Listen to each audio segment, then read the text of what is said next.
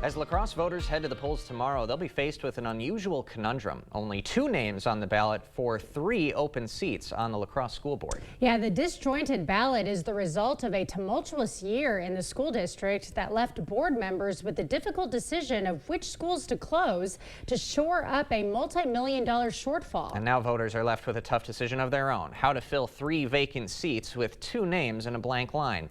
News 8 Now's Elsen explains the intricacies of write-in voting and how neither registered candidate could come out ahead when the polls close tomorrow night. Allison. Ken and Emily, this time last year, La Crosse voters had the opposite problem. Originally 9 registered candidates vying for 4 open seats, motivated after the district's plan to consolidate Logan and Central high schools flopped with voters. After a crowded field last year, many were shocked at the low level of interest this year.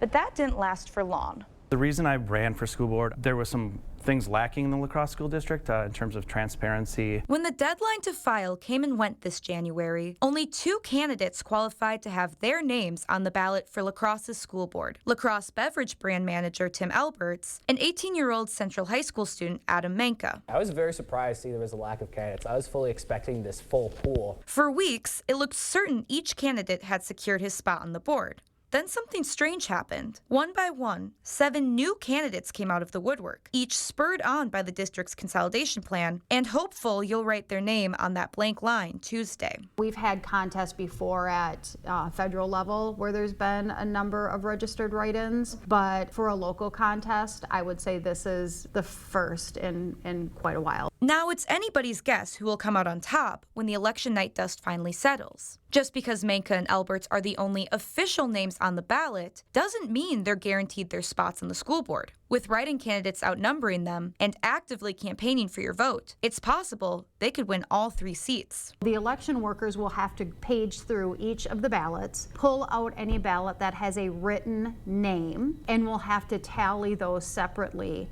on a tally sheet. And every name, from Donald Duck to Donald Trump, will be counted, promising a long night for election workers. They have to tally both registered and those that are not. So it will take a little longer time. And the results aren't official until they've been canvassed. The school board canvass is set for April 9th, a week after Election Day.